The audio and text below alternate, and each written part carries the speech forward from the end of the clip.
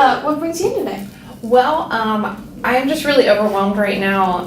I'm to the end of my senior year in college, and I have some job offers, so that, I'm really excited about it, but, having multiple job offers and trying to figure out, what to do and where to go, and, being super overwhelmed by, this is a decision that completely, change the rest of my life has just got me kind of freaked out, so I'm trying to figure out what to do. Yeah, so it's really overwhelming but also exciting time coming up for you. Yeah, definitely.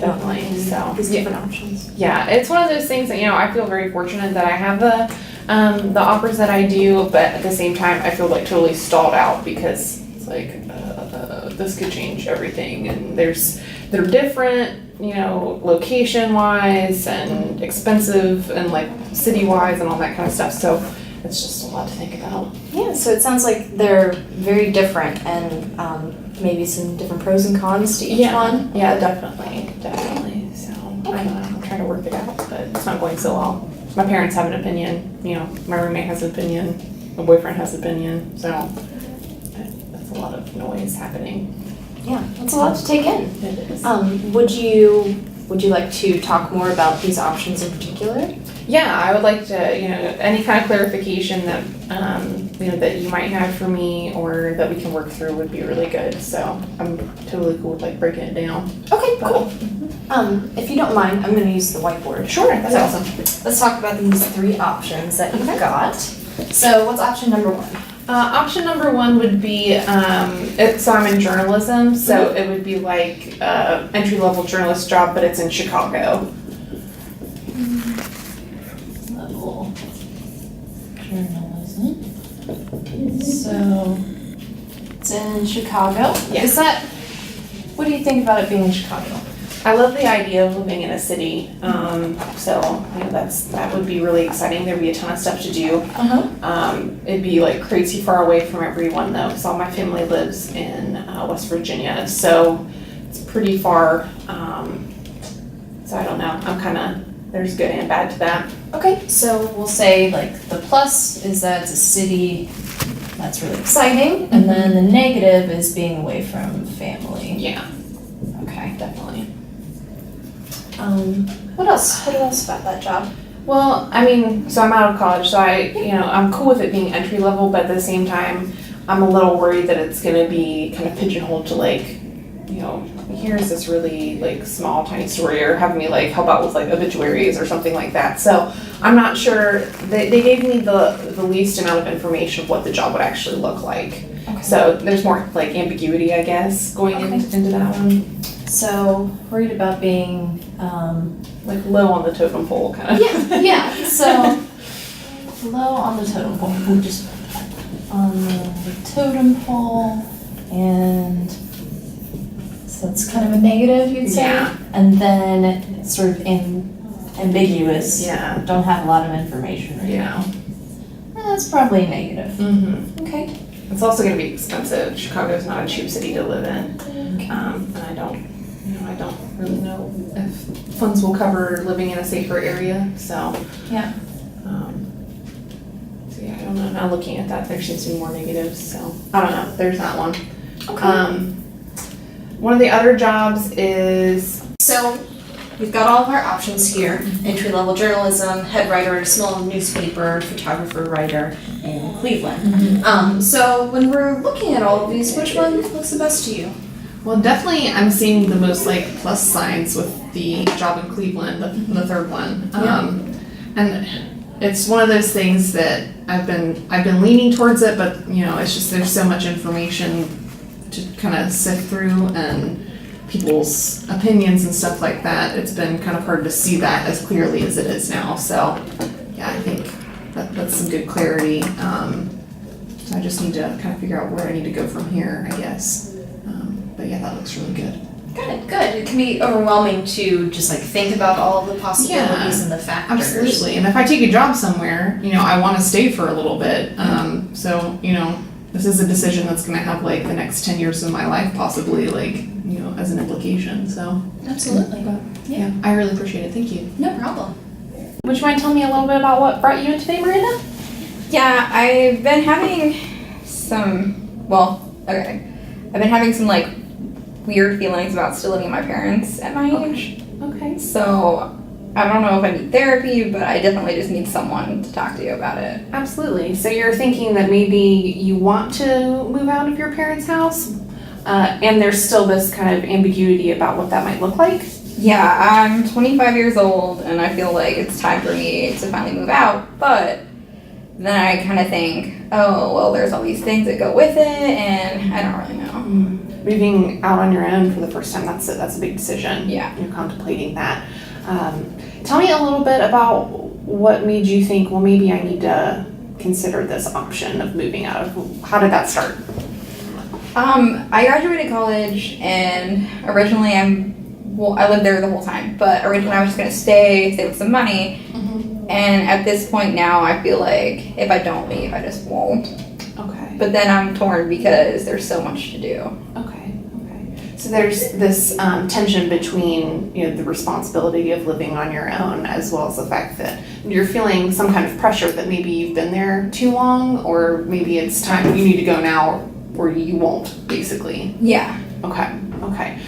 So there sounds like there's some reasons maybe that you have, you know, kind of lined up of why you're thinking about, you know, to have that independence, to kind of, you know, step out on your own at your age. Yeah. What are some things that you're thinking about, like steps to take in the process? Have you started any kind of movement towards that, or?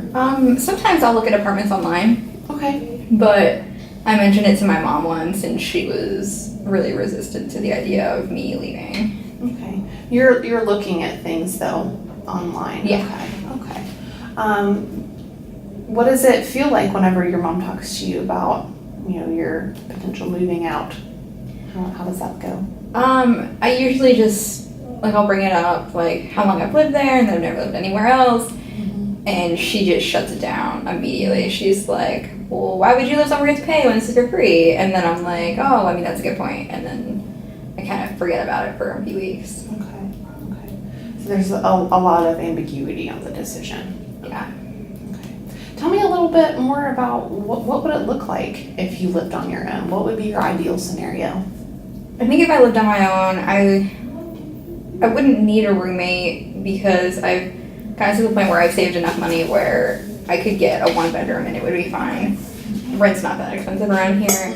And so it would be like me by myself, but I could do what I wanted when I wanted, and I wouldn't have to worry about coming home at 11 because I'm going to wake my parents at the age of 25. Sure. So you have that ability already to, you know, financially and kind of logistically handle, you know, getting a place on your own, Yeah. and without the aid of a roommate, which, you know, is pretty rare for someone your age. So that's a really good insight that you have that ability and you've been responsible financially.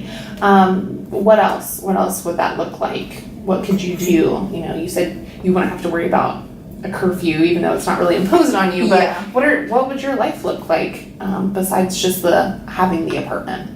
I think I would be a lot more independent, which is something that I really want. Like, I want that, like, adult responsibility. So I think it would just be me growing up, kind of. You have the desire to really branch out and kind of start this new adventure, it sounds like. Yeah. Okay.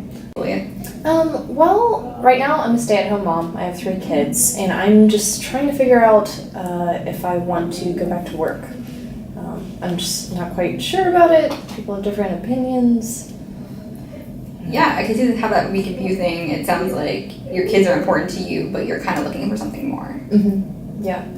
I think, I don't know, I love my kids and everything, and I want to be able to take care of them as much as possible, but at the same time, I need to, like, do something for me, or, you know, I get bored sometimes, frankly. So, give me some examples on things that are maybe holding you back from making a decision one way or the other. Yeah, my mom. She's really traditional. She thinks that if I go back to work even part-time, that my kids will grow up like crazy or something, and I'll just mess them up, and I won't be around enough for them, and I'll just, I don't know. She really, really doesn't like the idea of it. Okay. On the other hand, my husband could use like some extra income to help support all of us, and instead of him having to work constantly and like late hours and everything. So I don't really know what's best. It sounds like you're dealing with other people's expectations and opinions as well as your own. Mm-hmm. So is it okay if I draw something on the board so we can maybe narrow some of that down? Yeah. Okay. So what we're gonna do is called an agenda map, Okay. and we've used it with it's been used with other clients in our practice, and they've had really good experiences with it. So, tell me one of the things, like one of the views or opinions or things that are important to you about this choice. Well, I'd say going back to my mom, Okay. because she means a lot to me, and she can often give really good advice, but this time it's just really negative. Okay. So that's kind of impacting your view on what you think you should do because she's being negative. Yeah. Okay. So what are some other things? Then my husband is very supportive of it, just for extra money, and I think he sees how I've just been invested in the kids and family rather than what I want to do or what I'm interested in. So, and then say, I guess myself, Yeah. I've been looking at different jobs, seeing if there's anything out there for what I want to do. I guess that's something I need to figure out first, is if there are any job openings, but I guess I'm kind of torn with my mom and my husband and myself. So I'd say I'm pretty pro going back to work though.